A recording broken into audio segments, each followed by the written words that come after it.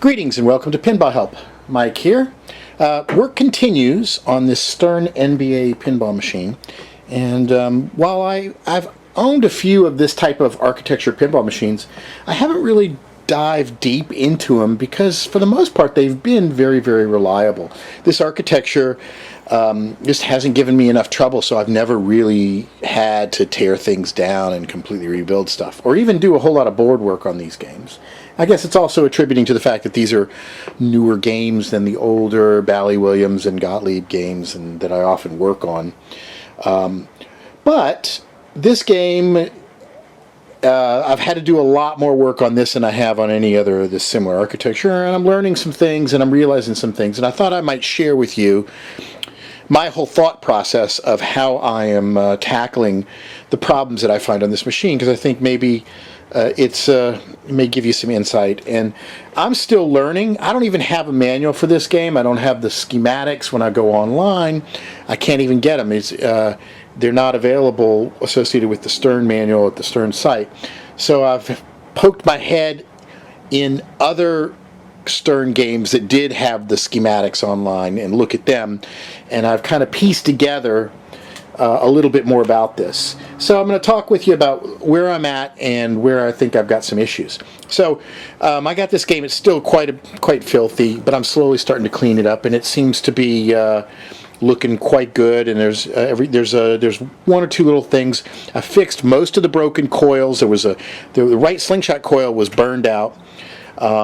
Several other coils were not firing properly. It was mostly the linkages that were broken and things like that. Springs that were broken.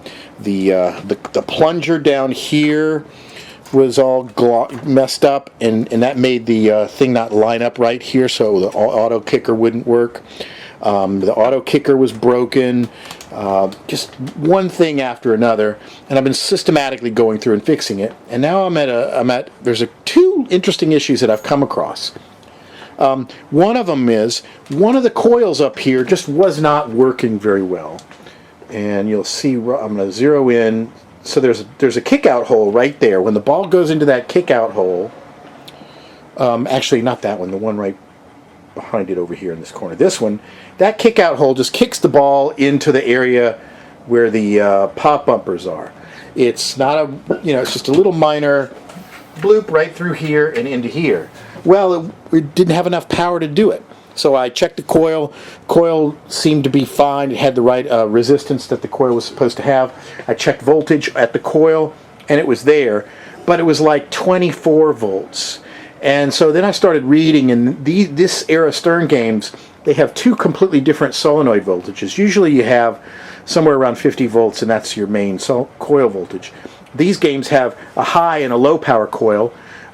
So the high power is 50 volts, and the low power is 20 volts. So you can fire certain coils. So some of the coils that operate on the low voltage section, I believe, are I think the pop bumpers operate on the high voltage, but some of the kickers, the slingshots, I think may be the low voltage. I'd have to check, but this coil was one of the low voltage ones. So again, how much voltage should you be reading at the coil when the game's on and it's not being played? It's hard to tell, but I checked the high voltage coils, and I was reading about 70, 75 volts DC, which is really high, but then the game's not under load.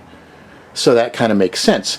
Then I was reading this coil over here, and it was 24, so it wasn't that much more. So the first thing I did was figure out where the wires for that coil terminate up on the board, and they come on the driver board to this second bank right to the right. So for example, that particular coil, this brown wire is the power supply, and then 6 or 7 pins over, this purple one with the white on it is the return. So when the coil gets fired, that return gets grounded, which causes the circuit to complete, which fires the coil. So theoretically, I should be able to check voltage on the driver board, and it should be somewhat close to what it is down here on the play field.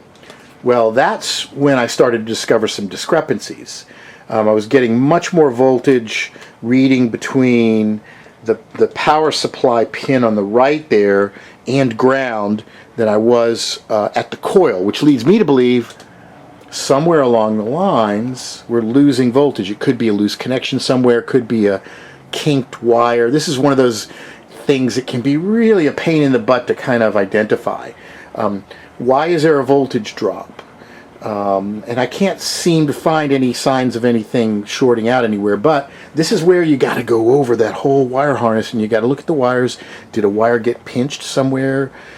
Is there a connection? Because a lot of these power lines are daisy chained from one coil to another, and if one of the coils, it's not a good connection, it'll weaken all the other coils further in the chain. So this is just one of those things I'm going to have to kind of sort out.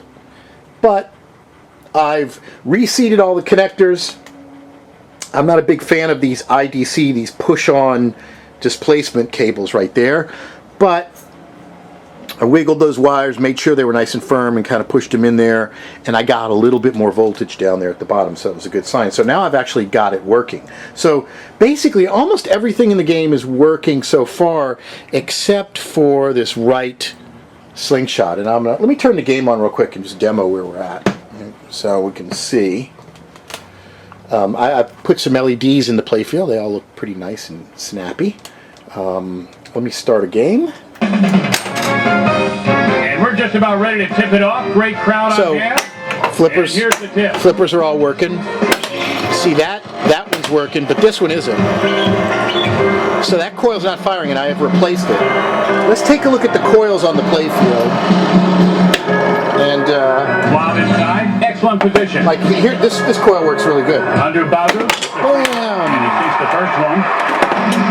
So now let's take a look at the one that's been giving me a little bit of problem. This one right up here. NBA multi-ball is lit. Now it's working pretty good. The spinner in the middle's working. So now multi-ball, let's fire it back up in there. Get ready for NBA multi-ball. All right. Get our auto plunger. Our auto plunger's working. Look at that. Complete the drop for an MVP title. So that spinner is really pretty nifty, isn't it? It's pretty cool. Makes a little bit of a noise, huh? I don't know if it needs to be lubricated or not, but I'll take a look at that. So we've got the game basically working. There's one opto that doesn't seem to be working, but I don't have this right slingshot. So here's where things get complicated. This right slingshot is apparently CPU controlled. So there is a driver transistor up there. Now obviously whenever you have a coil that is definitely burned and shorted, there's a very good possibility it's going to take something out with it. And unfortunately that's probably what the case is here. Now I've had to kind of piece together from bits and pieces of the manual that I wasn't able to download to find out that the right slingshot is Q18. So it's one of these tip 122 transistors right in here, and it's labeled. I'm going to have to probably pull this driver board off, and I'll start checking some of these transistors, and I'm going to zero in on Q18, which I think is probably blown, and that's why this thing's not firing. Now here's where things get potentially problematic. Let's take a look over here. Okay, so on this game, you know, most of these games you have a series of transistors that drive the coils. You have a pre-driver and you have a main driver. These big things are obviously the main drivers, but there's a pre-transistor driver, and on this game they're right here in U6. You see this little chip, and that's a surface mount chip. So that's a whole nother level of board work that is not very easy to do. It's relatively easy to replace these through hole things, but when you get into surface mount, it's high precision. You often need a magnifying glass to be able to look at what you're doing. You have to use special tools to do it right. So while I'm hoping this chip isn't blown either, because if it is, now things have gotten a lot more complicated. So that's kind of where I'm at with this game. I'm probably going to I'm going to pull this board, and I'm going to check and replace the driver transistor that's associated with the slingshot. I'm hoping, since it was a low power one, maybe it didn't take this U6 out. If it did, then I'm going to have to kind of decide, am I going to do that? I haven't done a whole lot of surface mount board work. I've done a little bit of it, but I don't really have all the tools for it.